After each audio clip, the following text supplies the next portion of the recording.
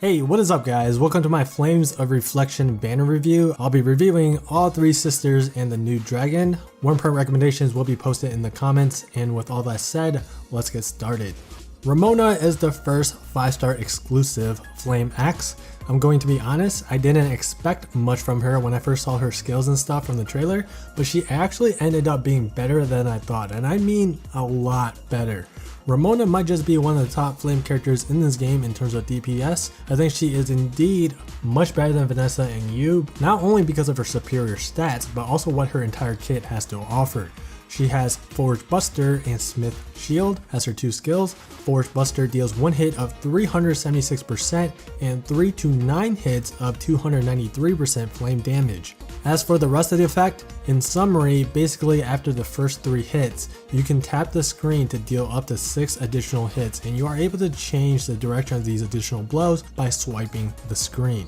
This skill, let me tell you guys, it's bonkers. It costs 3033 SP and the damage mods in total is over 3000% if you can land every single hit, which isn't difficult to do.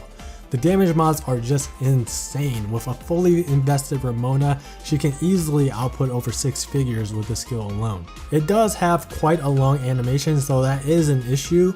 You might be worried about getting hit while performing the skill, but I'll let you guys know that Ramona is actually immune to all attacks except purples while she is in her skill 1 animation.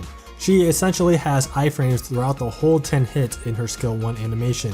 No timing is required in between taps. You can just tap tap tap freely and she'll be safe from everything except purple attacks.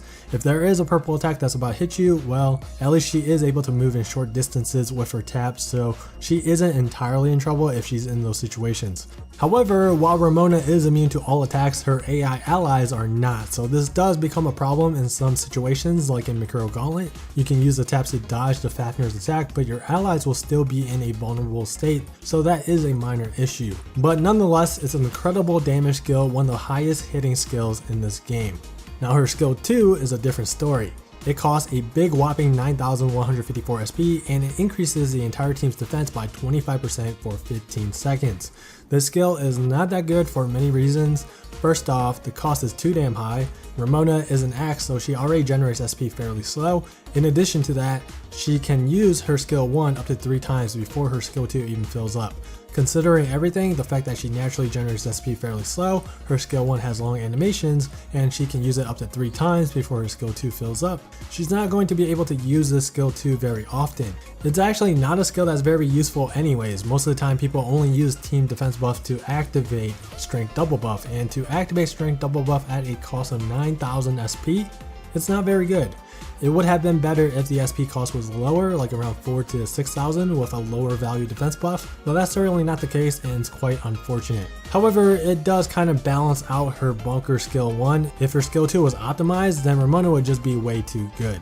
Her abilities are Prime Strength, Sleep Rest, and Strength Double Buff. The Primed ability is like the new mechanic that all these sisters have. It basically grants a buff to the adventurer that you are controlling every time their skill 1 is filled up, and the cooldown on this buff is 15 seconds.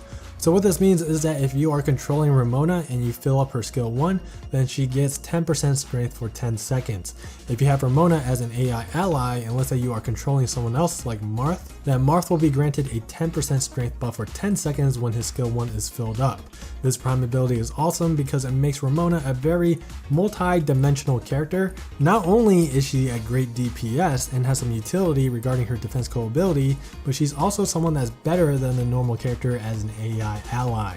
Strength double buff, you guys should already know by now what this skill is and what it does. Fire defense buffers are uncommon, so it might be difficult for Ramona to activate strength double buff, especially considering how bad her skill 2 is. I will say that if you are doing solo content, then the 2 other sisters are going to be amazing AI allies for Ramona because Rena's prime skill grants a defense buff, so having Rena as one of Ramona's allies is a very easy way to activate Ramona's strength double buff. If you have that team comp set up, then whenever Ramona's skill 1 fills up, she's going to be granted 10% strength from prime strength, 10% defense from Rena's prime defense, and 13% strength from strength double buff. She's gonna gain all these buffs and not a lot of effort has to be done. All she has to do is fill up her skill 1. So Ramona's entire kit, aside from her skill 2, is absolutely amazing. Definitely one of the best flame characters in my book. Her skill 1 is a little wonky in terms of the animation and all the taps that you have to do with it, but the damage that's attached to it is just incredible. I'm pretty sure she's one of the top flame DPSers, and she comes with lots of utility. She's very strong. Rena is the most interesting one among the three.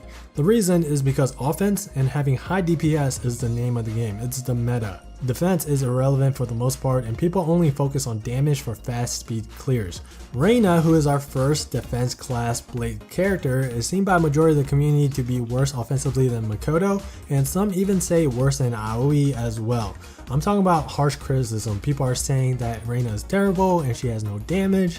I disagree. I don't think her damage output is all that bad. I tested her and Makoto out in Makuro Gauntlet and the results were similar. I will agree that Makoto is still the better DPS because some of the damage that comes from Rena is from burn, and not all enemies are burnable. So I agree that Makoto is better than Rena, but Aoi is definitely not better than Rena, and you can simply tell by looking at their damage modifiers on their skills, which takes us to the next topic, her skills. Her skill 1 has a moderately high cost of 3,303. This means that Rena hitting that C5 on her blade combo is that much more important to do. The damage mods on it for the base effect is about 953%, excluding the damage done from burn, which is okay for the cost. It's not the best, but it's definitely not terrible. Activating her skill 1 a second time will activate skill shift, and that'll add an additional 10% increase to the user's crit rate for 15 seconds. Then phase 3 increases the damage to burning enemies and it deals 4 hits of 129% and 1 big hit of 1,197% flame damage instead. Now before I talk about this skill furthermore, let's go over her skill 2 real quick. Skill 2 costs 6,582. When activated, it immediately readies her skill 1. Then it adds 50% crit damage for 20 seconds. So if you take a look at the SP costs on both her skills, they align perfectly. This allows her to be able to do this big burst combo in a short span of time. And I'll show you some gameplay demonstrating it somewhere on the screen. She can basically activate skill 1 phase 2 and phase 3 within a few seconds. And phase 3 will most likely crit because of all the buffs that she is gaining. It's going to get increased crit rate and 50% crit damage. If it crits, it's going to deal tons of damage. She isn't as weak as people are making her out to be. I think where she excels is for the short fights, considering how dependent she is on burn and the fact that she's able to deal these big bursts of damage in such a short span of time. As most of you guys know, burn becomes worse in longer duration fights since enemies become more resistant to it every time they are afflicted, so Makoto will outdamage Rena in the long run, but for very short fights like Makuro Gauntlet, I think the damage is either similar or Rena has a slight edge, especially if you take into account the Rena Marth combo that can be done. If you guys don't know what I'm referring to, basically Marth grants skill prep 100% to the whole team when he reaches low HP. So if you time his ability correctly, Rena can use her S1 2 additional times immediately, just like that. She can actually use her skill 1 like 4 times within about 10 seconds. I personally believe that her having a skill that readies another skill immediately has a lot of potential moving forward. There's a lot of room for potential strategies that you can do to amplify the unit's damage when they have a skill like that, in my opinion. As for her abilities, she has Prime Defense, Sleep Res, and Healing Double Buff. Like I mentioned earlier, Prime Defense is the same as Ramona's Prime Strength, except that it grants defense instead of strength. Defense is less useful than strength, but it does activate strength double buff, so consider giving Rena a print that has strength double buff, whether it be Veiling Crown or First Rate Hospitality. It also activates her healing double buff ability, so she has a bit of self-sustain. I don't know any content that's out currently where self-sustain is important. It's more of a convenient type of thing, but having self-sustain could have its uses in future content. Who knows? So Rena is certainly not a terrible character. Her kit is very different when compared to the current cast of Flame Blades. The main damage tool in her arsenal is her skill 1, which does deal very good damage, but the con about her kit is that a lot of her damage is dependent on the foe being burnable. I'm gonna say that if you've already invested into Makoto or Aoi, then I guess she's not really worth summoning after.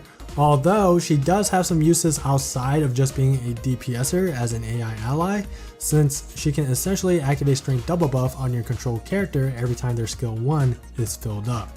Alright, the 4-star unit of the banner is Renee. She's our 4th water dagger, and I personally think that she's the best one among the 4 in terms of damage, at least in certain fights. Both Cleo and Orsum can afflict freeze, so they are useful in their own way. Freeze is just such a good stat to afflict on very mobile targets like some of the bosses that we have seen in void battles. But if we want to talk about best overall damage, then Renee definitely is one of the best among the 4 water daggers. Her skills may not deal that much damage, but they are low costed, and her skill 1 can inflict Bog, which is a very powerful status. For those that do not know what Bog does, it basically drastically slows down the enemy's movement, and the afflicted enemy will receive 50% more damage from attacks. Therefore, the Bog status kind of makes up for the lack of deeps in her skill 1.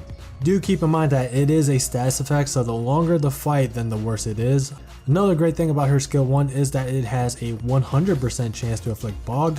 When you consider that and its low SP cost, Renee has great capabilities to maintain that Bog affliction on her foes as long as they do not resist it.